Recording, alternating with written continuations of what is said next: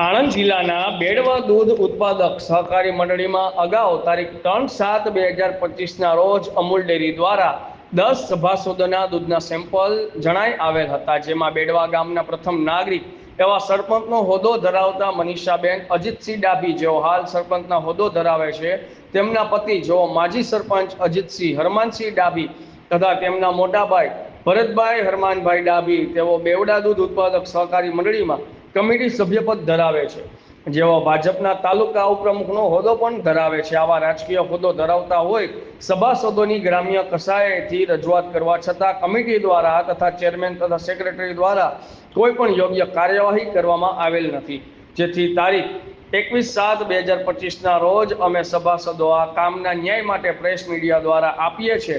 જો આ કામની નિષ્ફળ તપાસ થાય અને બેવડા ગામના દૂધ ઉત્પાદક સહકારી મંડળીના સેક્રેટરી, ચેરમેન અને કમિટીના સભ્યોની મિલીભગત આશરે 45 લાખનું કૌભાંડ આચરેલ છે. આની યોગ્ય તપાસ થાય તો બેડવા દૂધ મંડળી મોટું નુકસાનથી બચી શકે છે. રિપોર્ટર હિમાંશુભાઈ શર્મા, ઇન્કલાબ ન્યૂઝ, આણંદ.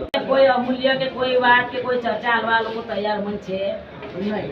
સરપંચના ધાક ધમકીથી, સરપંચનું જાતે દૂધ પકડવાથી અમને આ લોકો ધમકાઈ ચાલુ અમારી મીટિંગમાં પણ અમને ધમકી આપી છે.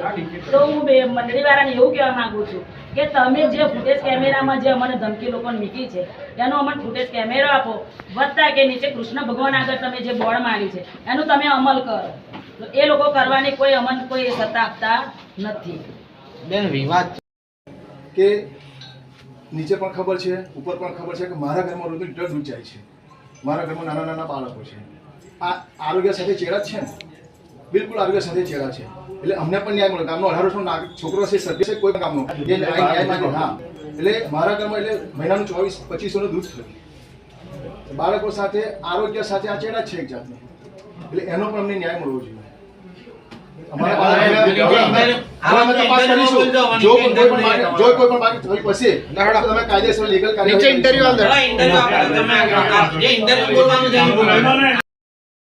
ખાલી કોથરી પણ છે. આ રહી જો કાલે રાતથી બધાના દૂધ આ પાવડરમાંથી દૂધ ડુપ્લિકેટ બનાવે છે, બરાબર છે, તોય તમે કાર્યવાહી કરતા નથી. અને તમામ બોડી જોડ બરાબર છે. આ સ્વાસ્થ્ય સાથે છેડછાડી થાય છે, તમે આંખો બંધ કરીને કેમ બેઠા છો? તેનો જવાબ આપો. પહેલા 4 પકડ્યા તે આ કોથરીમાંથી દૂધ બનાવે છે, બરાબર છે. આ અમે ઉધી લાયા તો ડેરી વાળા શું કરે છે, કમિટી શું કરે છે? બરાબર છે. નહીં, તમે અમે આટલી રજૂઆત કરવા છતાં તમે કોઈ ઇન્ક્વાયરી કેમ નથી કરી? અને અગાઉ તમને આ વિશે જાણ કરેલી કે આવું પાવડર વાળું દૂધ અંદર આવે છે. આવે છે. પકડાયા છે. કોણ છે?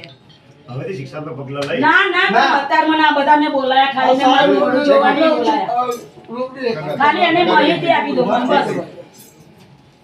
લિસન વાલી ફટ યુ લાઈવ ટાઈમ કાઢાય તું અંદર આવ. ઓકે. આ કોણ જણાવ કોણ જલ્દી. શું નામ વડીલ તમારું? ધર્મેન્દ્રભાઈ પરમાર. પરમારભાઈ, શું કહેવું છે, શું ફરિયાદ છે, શું રજૂઆત? હા, એ અમે જાણ્યું છે છેલ્લા 2-3 દિવસથી કે આ મંડળીમાં નકલી દૂધ આવે છે, પાવડર દૂધ આવે છે.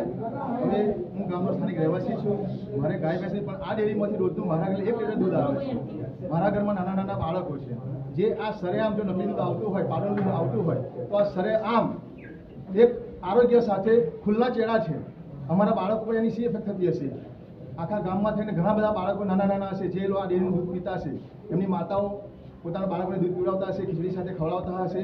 તો એક આ પાવડરવાળું જે દૂધ આવે છે, નકલી દૂધ આવે છે, એ આરોગ્ય સાથે સરેઆમ ચેડા છે, જેની કાયદેસર સચોટ કાર્યવાહી થવી જોઈએ અને અમને ન્યાય મળે એવી આશા રાખીએ છીએ.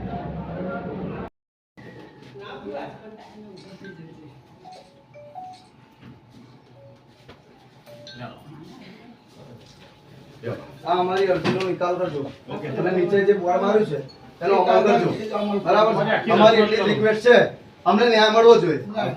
આ ભ્રષ્ટાચાર દૂર થવો જોઈએ. આ ભ્રષ્ટાચાર ચાલુ રહેશે તો મંડળીને તારું વાગશે, તો ગ્રામના સભાસદોને નુકસાન થશે, બરાબર છે. જે અમને ન્યાય આપો એના માટે આ અરજી કરવા આવ્યા છે.